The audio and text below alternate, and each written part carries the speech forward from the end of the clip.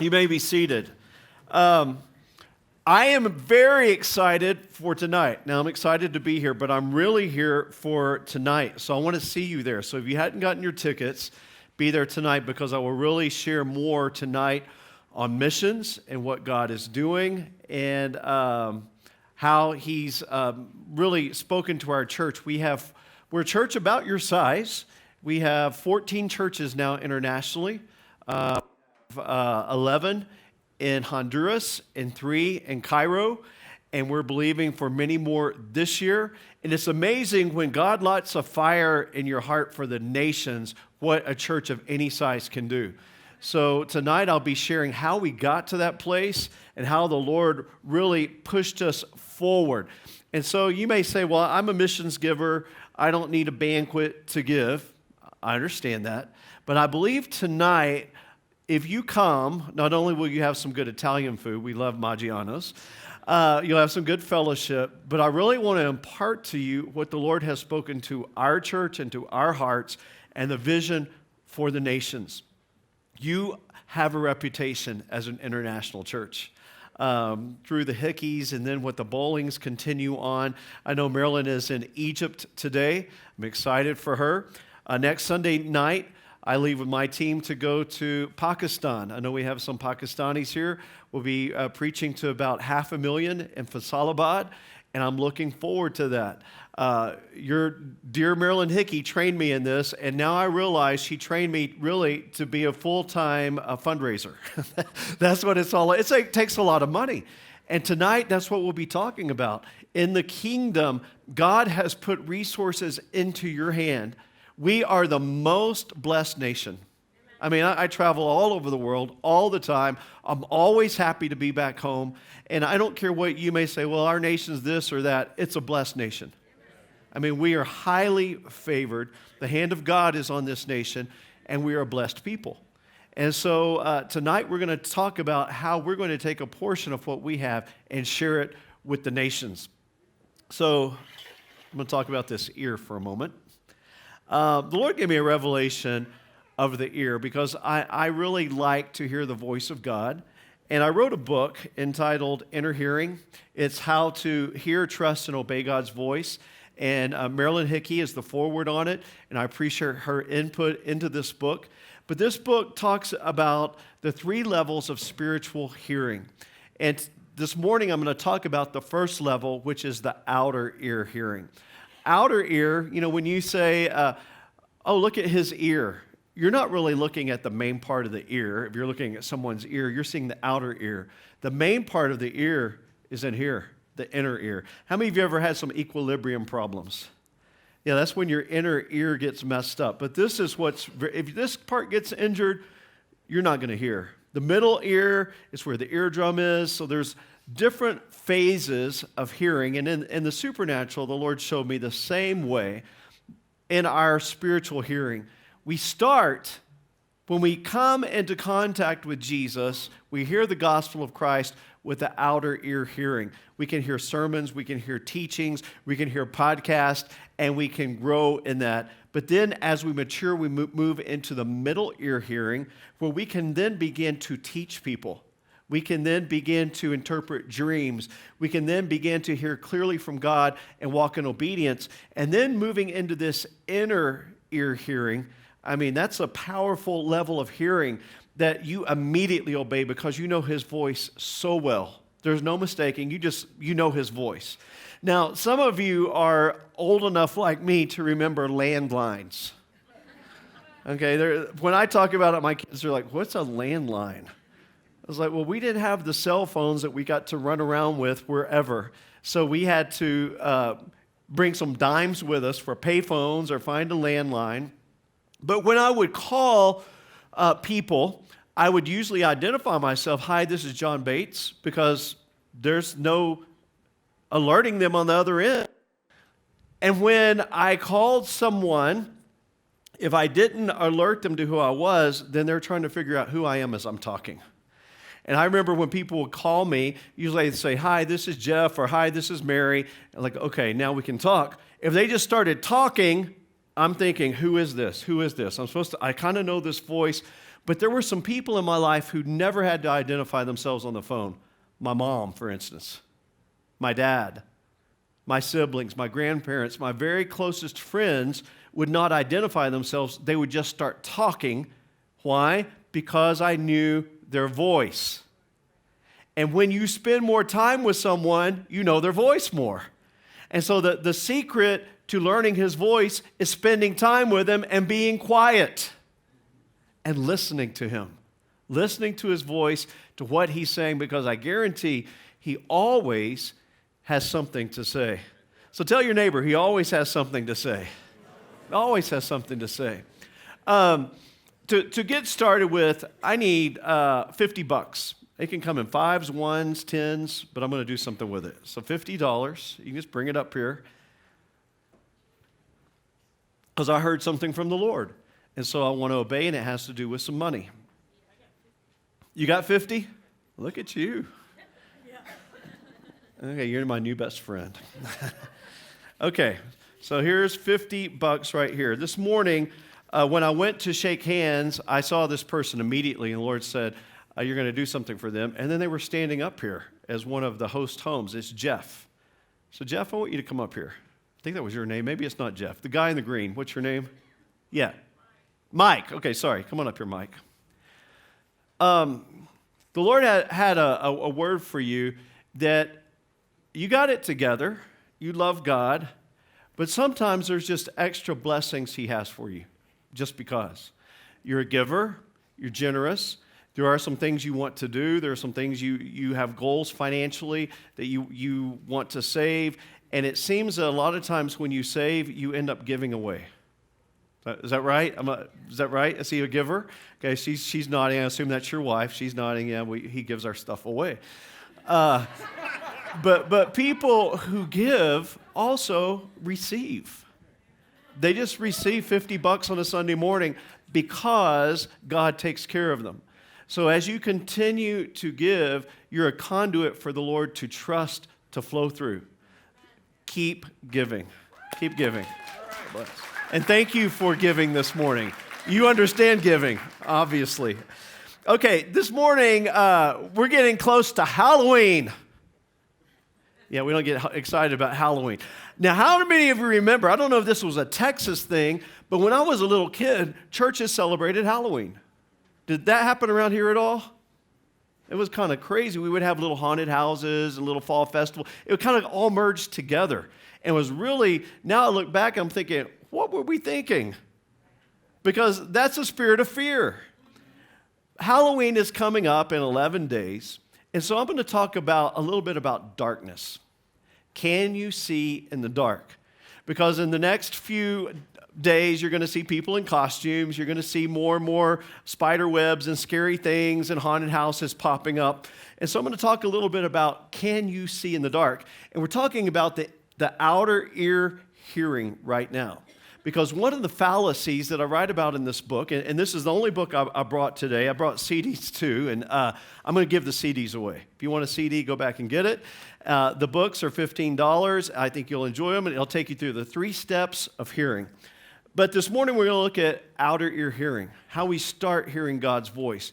And one of the fallacies that we think is that we can see in the dark.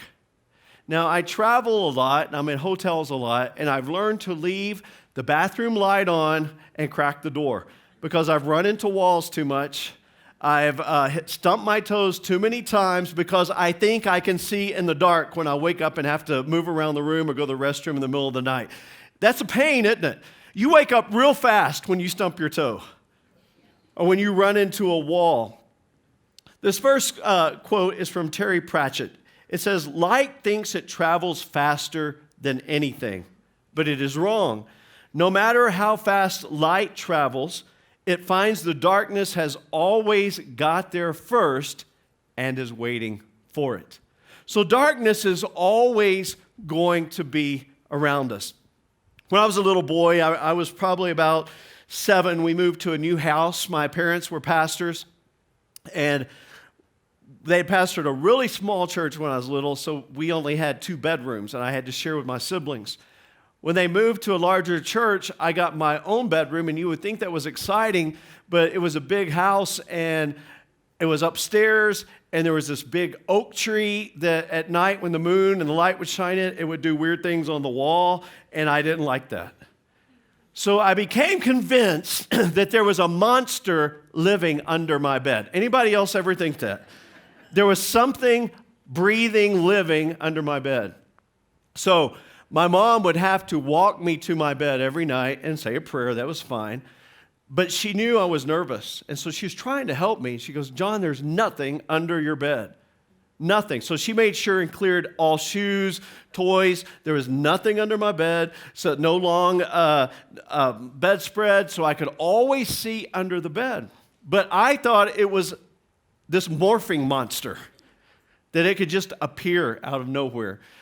So she talked and talked and talked to me and prayed with me about this monster, and then she decided to help me.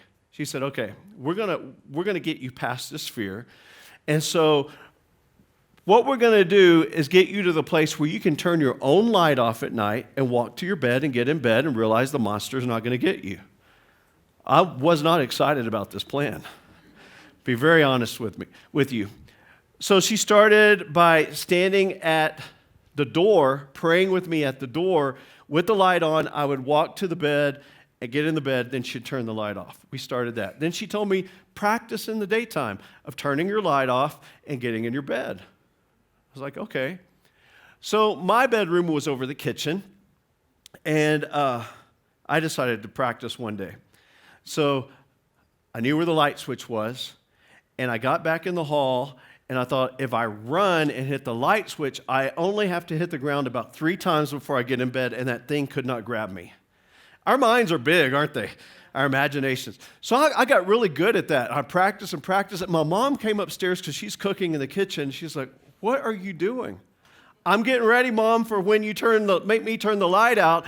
The monster won't be able to get me when I do 3. So I learned now, and I realize now, that resigned look on her face of like, he doesn't get it. I did that a few times with my kids. He doesn't get it. Well, the night came. It was time. I had practiced, and she said, okay, tonight is the night. We're going to let you turn out the light and walk to your own bed.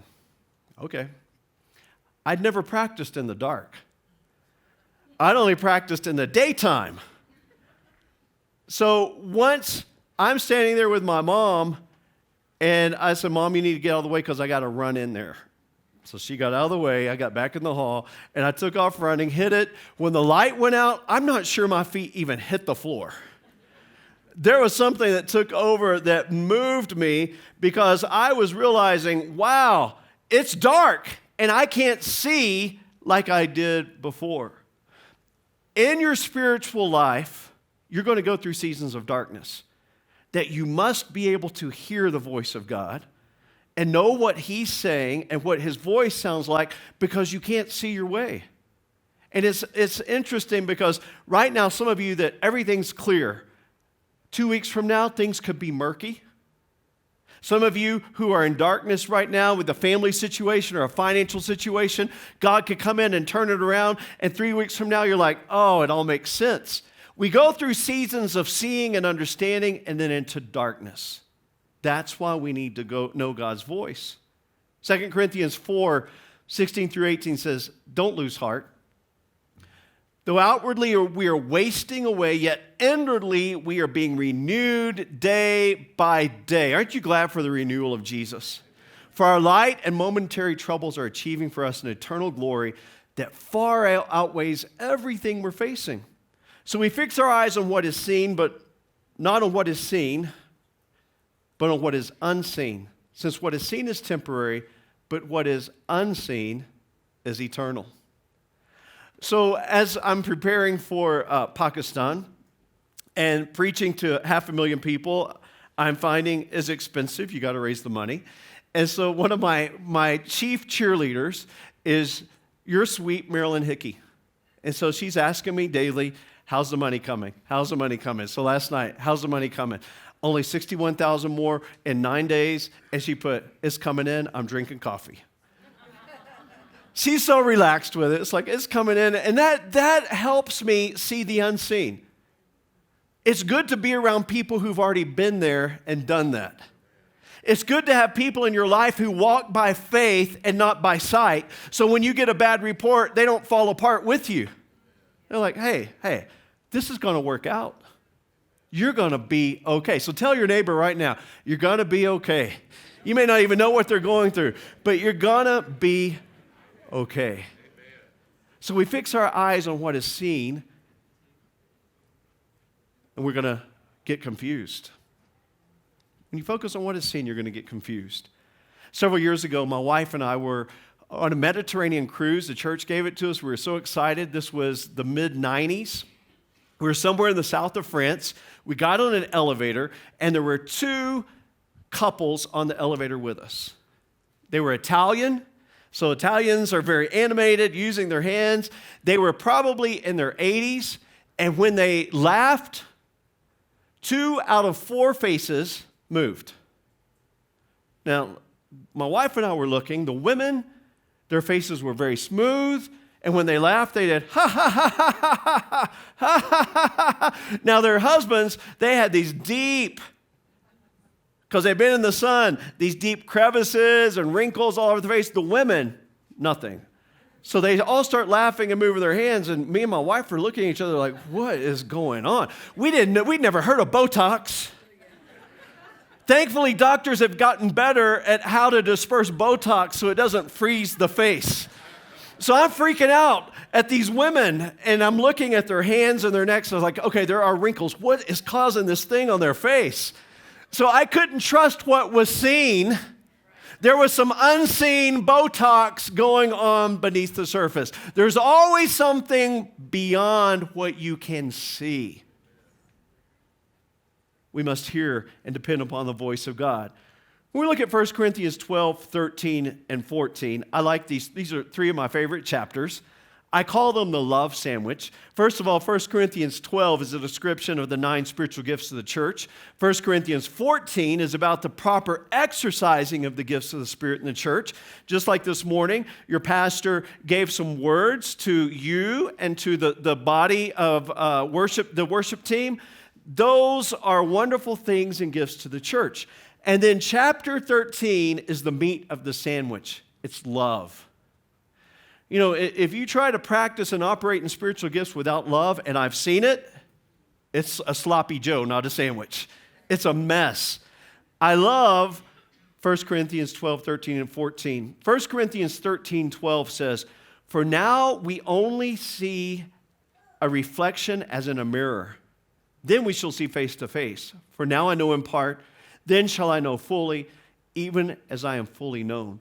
We think back to the time that this was written by Paul. This is a mirror that could have been used in the time, really a polished brass or a silver that they would use for the mirror. But they didn't have mirrors everywhere like we do. And so they kind of forget what they look like. They didn't have the extravagance of every day looking at themselves. And sometimes we don't understand what we're seeing. When we look at situations, we get confused. We see it again. It's like, oh, yeah, okay, what's going on here? I have learned that I must depend more on God's word and his voice in my ear than on what I'm seeing in my situations. There are times and situations in my life that if I would have only depended upon what I've seen, I would not have prayed any longer. I just said, it's too late. Forget it. It's not going to happen. That marriage will never be put back together. That child will never come back to God. That person will never get out of that deathbed. We have to learn to hear what is God saying. What is the Lord saying beyond what we can see in our lives? In my teen years, I told you as a kid, we kind of had this mixed thing with the haunted houses until we had a revelation like, hey, no fear. But in my teenage years, they would have these haunted houses, and we went to them for fun. Just laugh and didn't really get scared. They were goofy to me. They would chase you with chainsaws and scream at you. And, some of you are like, oh, there's no way. There's no way I'd do it now, because I realized they were instilling fear. It's something about walking in a room with a light on and walking in the room that's dark and somebody grabs your ankle. That's a different experience, right? Well, it's kind of like a cave. If you've been to one haunted house, you've been to all of them. They all basically do the same things to scare you. And, I was kind of even jaded as a teenager. So it's just like, you're going to have to do better than that. That's how I was always like, that's not going to scare me. It's very difficult to scare me. Once I got over the monster under my bed, you're not going to scare me. So we repeated one year. We went back the next year to this little haunted house. I was probably like 14, 15. And I remember the grand finale of this little haunted house is they would herd everybody into a room. It was dark. The lights were out. And then they would turn strobe lights on and weird music, and monsters would jump out of the corners and yell at you. And that was it. And then you'd run out screaming. Well, I remember seeing when the strobe lights were going on where the light switch was. So this year, when I walked in, I thought, let's have a little fun on our we paid for this. Let's have a little fun. So as soon as they closed the door, the guy with the chainsaw chased us in there. You run in and screaming, and I'm like, where's the light switch? And I'm feeling for it, and I find it. Right before the strobe lights come on, I flip it on. The most disappointed ghosts and witches were in the corners, ready. They're like looking like, what do we do now? I said, let's dance. So the weird music comes on, the strobe lights. The monsters are kind of like, kind of discouraged, and we're jumping around crazy because I could see. Once you see what's hidden, things get a lot easier. But it's going to happen, first of all, by hearing God's voice and His Word in your spiritual life. Wouldn't it be great if it was as easy as just flipping on a light spiritually? Wouldn't that be great? That, okay, I need to know what to do. So this morning, thank you, God, I see everything. Well, that's not how it works. It's not that easy. When life gets dark, when life gets scary, I need to hear His voice. Psalms 119, 105 says, your word is a lamp unto my feet and a light unto my path. When I hear your word, it lights up my life. When I hear your word, it illuminates my path. Now, here's the thing about a lantern or a lamp. A lantern or a lamp does not show you what's on the back wall. It shows you what's right here. Now, if you're like me and I say, God, show me what's going on, I want the next 5 years, right? I want to see how this situation is going to resolve, how God's going to be glorified, and how it's going to usher me into the next level of faith. But He's kind enough at least to show me the next step. It's about all He's going to show me. But at least I have confidence that I'm walking in a safe place. And I have to hear His still small voice to walk into that. And that's part of this outer ear hearing of saying, Lord, I'm willing to trust you and listen to your voice and calm down even when it's dark and do what you say. Years ago, I went to the Full Gospel Church in South Korea. Yoido Full Gospel Church. I think it's still the largest church in the world. At this time, there was about 1 million people who were members. Phenomenal. I went to their Friday night prayer meeting from the 10 p.m. to midnight slot, filled up. The church was packed with people praying in the Spirit. The pastor would have to ring a bell to make them be quiet. They had a full-robed choir and an orchestra at a Friday night prayer meeting. And they started casting demons out. I mean, I thought it was a really kind of a stiff church, because they had this robed choir and orchestra and tuxes. And towards the end of it, they just started running through casting out demons. I'm like, what is going on? I mean, it was a power-packed thing, but it was prayer meeting. It was a passionate prayer meeting. So at midnight, I was with a missionary friend from India, and we left, and we went to Dongdaemun Night Market. And this night market was kind of like Vegas. It was lit up. And they had stalls all around. At 1 a.m., the night market opened, and thousands of people poured in. And then afterwards, after we shopped about 3 a.m., we came outside, and there was Korean street food everywhere, because they knew when you go shopping, you're hungry afterwards, right? So they had all this street food. So we stayed up nearly all night until we realized, oh man, we got a long flight. And then jet lag. There's a reason God divided the day from the night. But sometimes we get confused with our own light. And we light up our situation and think, it's okay. When really, God is keeping us in darkness to depend on Him.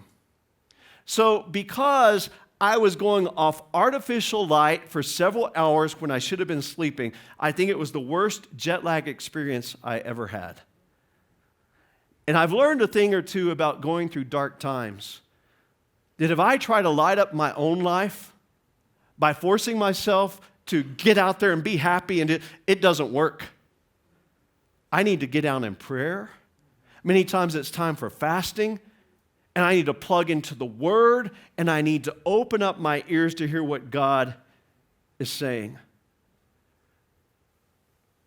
King Saul had a problem of hearing God's voice.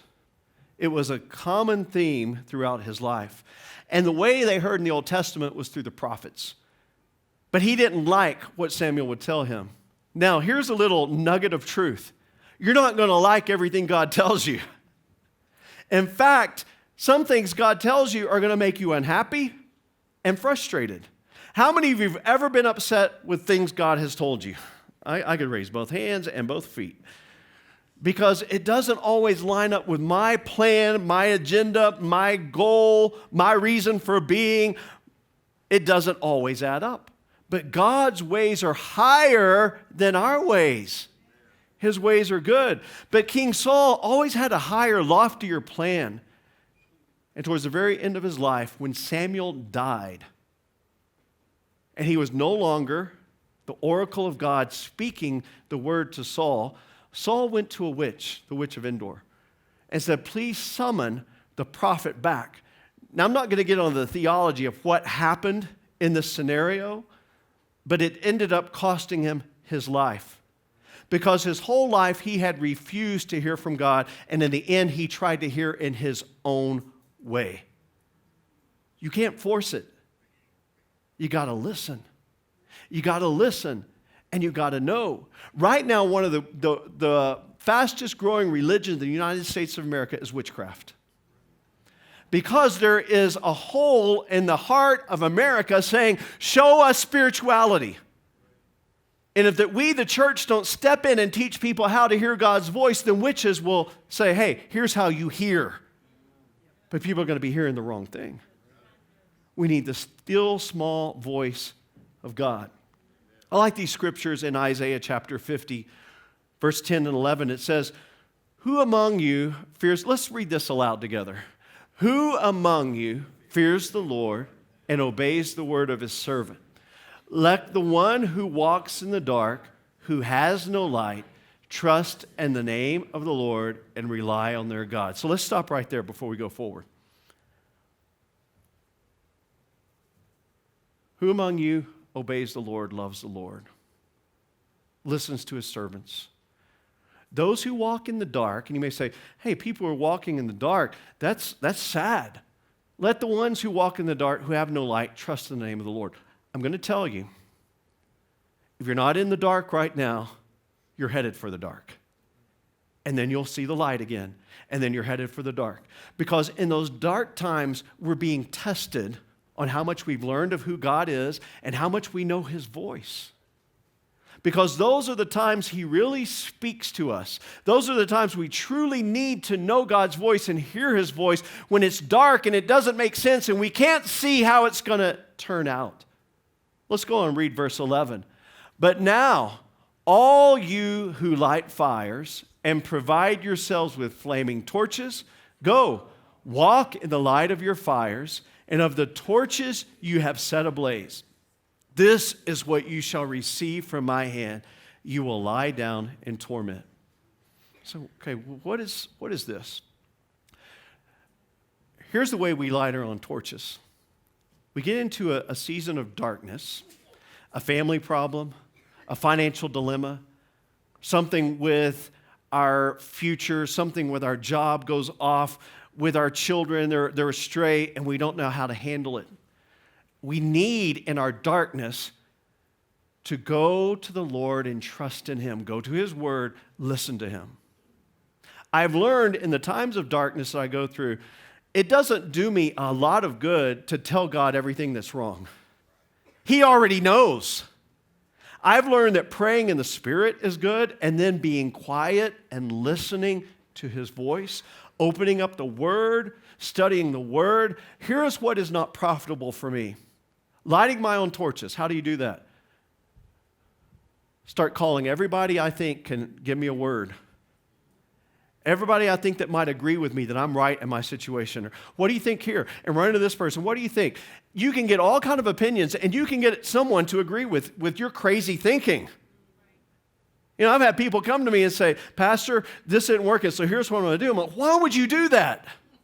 Well, I talked to so-and-so and so-and-so, and they did that, and that's what I said. How did it work? Well, I don't know how it worked out for them, but it makes total sense, doesn't it? No! Makes no sense. You're lighting your own torch.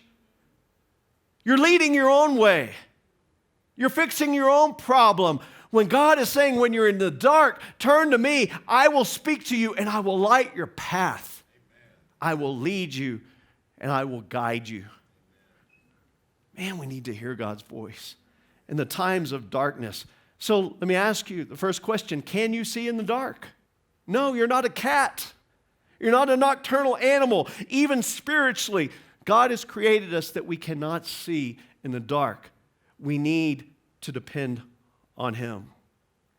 In 1993, the songwriter Ira Stanfill did one of his last services at the church I pastored. It was the first year of my pastoring. I don't even remember how I got this iconic songwriter to come to our little church in Corsicana, Texas. It was through someone I knew, but he came, and I was just amazed at this man and his stories. I mean, the songs that he's written. My favorite one he wrote is, I've Got a Mansion Over the Hilltop. How many of you have heard that song? Okay, 12 of you. I was raised old school. So he wrote a lot of the old Pentecostal hymns that were sang in the 30s, 40s, 50s. Ira Stanfill was married to a woman named Zelma. Together, they wrote the song, There's Room at the Cross for You. Billy Graham used that over and over. They sang with Billy Graham. They did crusades, and they would sing at the end of the sermons, and thousands of people would come down. There's room at the cross for you. There's room at the cross for you. Though millions have come, there's still room for one. There is room at the cross for you. Wow, what powerful songwriting. And they wrote this together. Through the years, Zelma, after they had their first child, an only child, became disillusioned with ministry. And she began to go to nightclubs, began to sleep with other men, and finally left her husband, Ira. Back in the 40s, you didn't get remarried as a minister. It's just, I'm going to be alone raising my son. And he was in darkness. He was depressed. He was sad. He was wondering, how will things ever work out in my life? He wrote another song that I remember my parents singing in the 60s. It's many things about tomorrow I don't seem to understand, but I know who holds tomorrow, and I know who holds my hand. You see, Ira was walking in the dark. He didn't know how his situation would work out. He had good-meaning people that said, Ira, just go get a job. It's too hard in the ministry without a wife. People think you failed the marriage. Even though she walked out, what did you do wrong? And he had so many doubts, and he was in the dark, but he kept hearing the voice of the Lord saying, do what you're doing. Do what you're doing. Raise your son. Love people. During this dark period, one night, Zelma was drunk and she was driving and ran into a train, and her life was immediately snuffed out. He mourned deeply. He was believing for her restoration. This was his beloved wife. Although they were divorced and she had slept with many men, this was the mother of his child, and he was believing for her to be redeemed, but she wasn't. But a couple years after that, he met a beautiful Christian woman, and together they had a wonderful marriage for many, many years. He was in the dark. He couldn't see, but all he knew is he needed to hold God's hands. I want to end with this. When we go through dark times, we must lean on our hearing to pick up the directions and peace coming through His voice. Let's read it aloud together.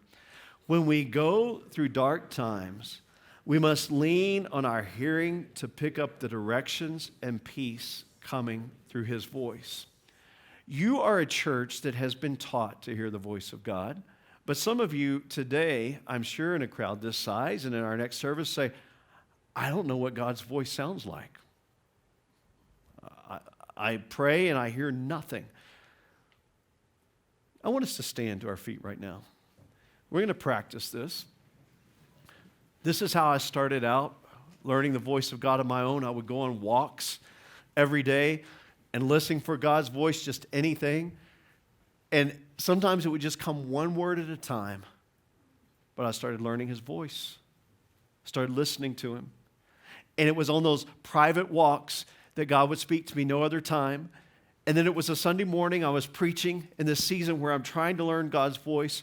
I'm preaching, this was back in the days of suits and ties in church. So I had my suit and tie on, I'm behind the podium preaching. And that voice that would speak to me as I'm walking in my neighborhood came through and said, take your tie off. So I'm thinking, you're not supposed to be talking to me right now because I'm preaching. This is not our appointed time to talk. So I didn't do it. I keep preaching, and I hear that voice again that I knew. Remember how I told you when I'd pick up the phone and my mom was on the phone? Hey, John, I couldn't pretend it wasn't my mom. Who is this? I don't know. This is your mother. I knew who it was. That voice came through again. Take your tie off. I wanted to stop right there and say, why? But I didn't. I continued to preach. I had the microphone on the podium here, and it wasn't one of those fiery sermons where you throw your jacket and take your tie. It wasn't like that. I don't preach like that. So I couldn't pretend. So I'm just undo my tie, pull it off, unbutton my shirt, lay it there on the podium. Afterwards, a new family comes forward. And they said, we found our church home today. I was like, great. Can I ask you why? They said, well, we won't tell you the church we came from, but our pastor didn't know God's voice. I was like, oh, I'm so sorry. Acting like I really did. I'm so sorry. So the lady said, you're preaching. And so I told God, it's like, God, we like the service. We like the worship. The people sing nice. But tell us if this guy hears your voice. So she said, God, would you have him take his tie off? And she said, I had to ask him twice, but at least you did it. Isn't that great? I learned that when I hear God privately, then he'll speak to me anytime. Anytime. That's moving into this inner knowing and inner hearing of God. That wherever you're at on your job or in your neighborhood or with your family, when the Lord speaks, you don't I wonder if that's God. Is that the devil? Is that me? You know God's voice so clearly. So I want you to put your hands out and close your eyes. Repeat this prayer after me. Heavenly Father, I want to know your voice, and I promise to obey your voice. So I invite you to begin to speak to me. I desire you to speak to me. I want to hear from you, and I want to obey you. There are times I'm in the dark, and your voice is light to me. Your word is light to me. I cannot see in the dark. You can see in the dark, and you can speak to me and lead me and guide me in my path. Now, place your hands on your earlobes. Father, I just pray the ears of the people of God would be anointed to hear. They'd be anointed to hear your voice very clearly. And when you speak to them, they would obey you. They would know you. They would rejoice in you. So I thank you, Lord, that you're doing great and mighty things here in Centennial. Great and mighty things through your voice, your still small voice. When you spoke to Elijah, it wasn't in the earthquake, it wasn't in the strong wind, it was in the still small voice. I thank you, Lord, it doesn't have to be dramatic. It's just you. It's you as our Father speaking to us. So anoint their ears to hear. In Jesus' name, amen. Now I want to close with this. This is our missions weekend here at this church at Encounter Church. You are known nationwide as an international missions church. Some of you may not be involved. I believe God is going to speak to you today. I believe he's going to speak to you tonight of what you are to impart and what you're going to do. And I'm going to tell some stories, some private stories of what God did in me to shift me, to really shift me. And I don't tell these stories very often because usually I cry when I tell them because they're so personal. But tonight, the Lord told me to share some of those stories that changed the direction we were going as a church. They were powerful. They forever changed my life. When God gets inside you and does something, you can't undo it. So tonight, I want to share that, and I want to see you there. So let's have a packed house. Let's just take over Maggiano's tonight and hear God's voice and affect the nations. I love you guys. I'll be at the book table. Love to sign a book. God bless you. I'll see you tonight. Praise God. Give it up for John.